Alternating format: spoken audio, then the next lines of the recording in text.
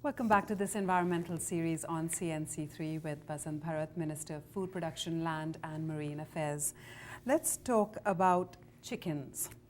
Concerned citizens have voiced great concern about steroids and antibiotics, especially in chickens.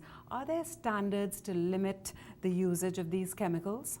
There are standards, but to my knowledge, I'm not sure that the use of steroids is widespread.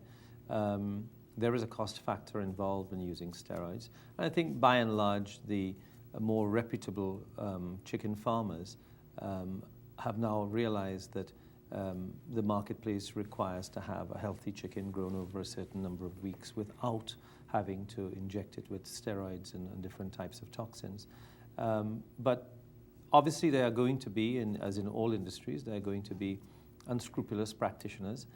It's something that we're looking at. But I think by and large, it's not something that affects the chicken industry significantly. And you are saying this based on testing that has been conducted, random testing in various farms? Yes, and it's also based on my relatively intimate knowledge of the chicken sector. I've met with the Poultry Association as part of our discussions. The matter did come up very briefly. And I know that the practices that are currently being used by the larger chicken manufacturers who are currently producing probably 80% of the country's requirements are not using steroids in their daily practices. And this has been absolutely established by the Bureau of Standards as well? Absolutely, yes, of course. Let's talk about fish. Yes. We've had somebody on the program, an environmentalist, who claims that Point Lisas is largely unregulated, that there's a great deal of water pollution around there, and that he is a deep sea diver, and he's actually found fish with lesions, which means that our fish are cancerous, which could mean that the fish that we are eating could be passing on terrible poisons to us. So is there any testing regarding the fishing industry in Trinidad and Tobago? No, there is no testing per se with regard to fishing specifically. What there is testing by large industrial organizations like Petrotrin and other organizations, particularly based in the Point Lisas area, as to the effluent in the waters and whether or not they are they meet the requirements for the conventions. And they've given themselves a clean bill. Well, yes, they have.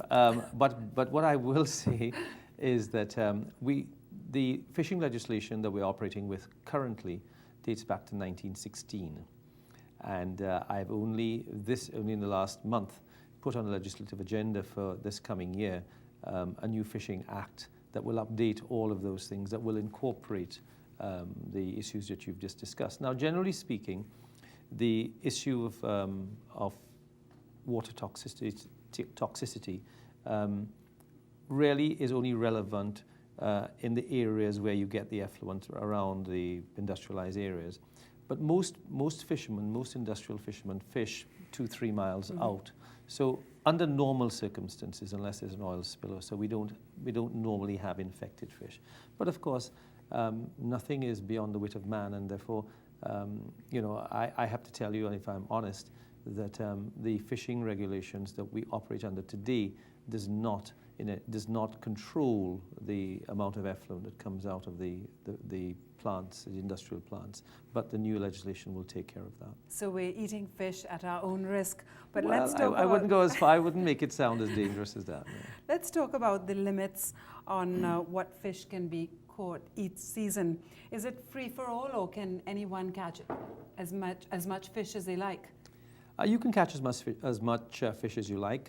There are laws that regulate the fact that trawlers are not allowed within 2 miles of shore. Again, it comes down to a situation of enforcement, and sometimes that isn't enforced by the Coast Guard as well as it should be.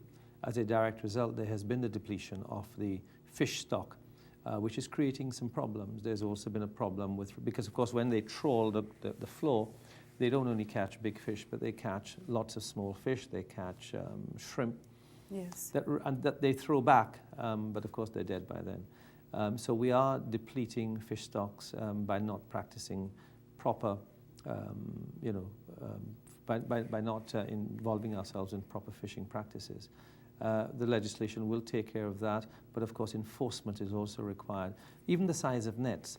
I've been requested by many fishermen to increase the aperture of the size of the net so that small, what we call fish bycatch, is allowed to go through the nets, and prawns and shrimp are allowed to go through the nets.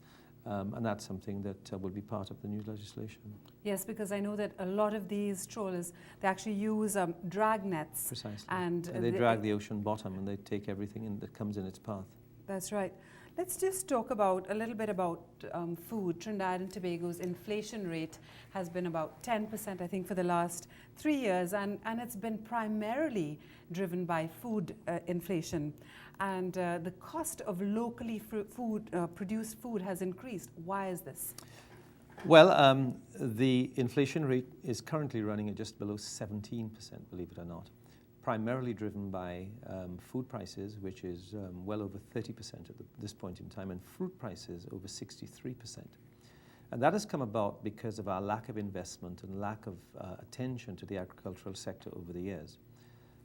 This year was a classic example. The first 2 months of the year we had a drought, as a direct result of which farmers lost a lot of crops, as you may know.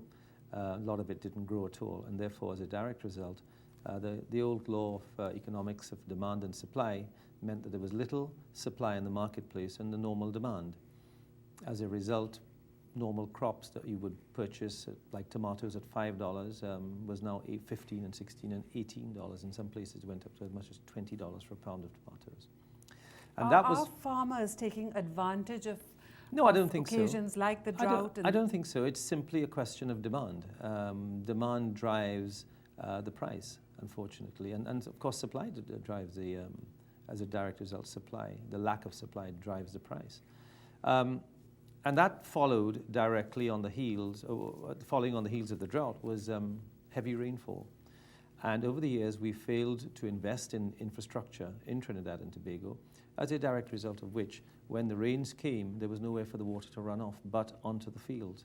And again, you had massive flooding. As a result, farmers suffered tremendous losses. And what happens as a result of that is that the price that the consumer pay, or the consumer is on a seesaw, as far as on a seesaw ride, as far as prices are concerned. 1 month is up, 1 month is down, 1 month is up. And it's not an exception, it's the rule. If you look back over the last 20 years, consumers have gone on that seesaw ride throughout the year for different crops, simply because we've not invested adequately in the agricultural sector. This government has paid significant attention to agriculture. You may have seen over the last 3 or 4 months, we've involved ourselves in extensive consultations with farmers across the country. We have met with hundreds of farmers groups, with the poultry associations, with the fisher folk associations, representing thousands and thousands of farmers across the country to try and get from them their first-hand challenges and issues that they face, so that we can first of all understand what the problems are, and then we can attempt to resolve them together.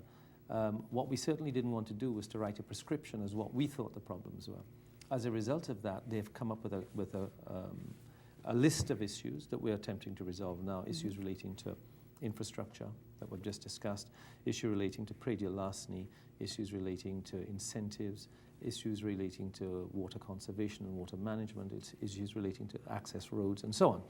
So we have a whole list of issues that we're working with the farmers on now, and as a direct result, land tenure was a huge one where, for example, unless you were regularized and you were a regularized farmer, you couldn't access the incentives that the government offered. You couldn't go to the ADB, or you couldn't go to a commercial bank and get a loan.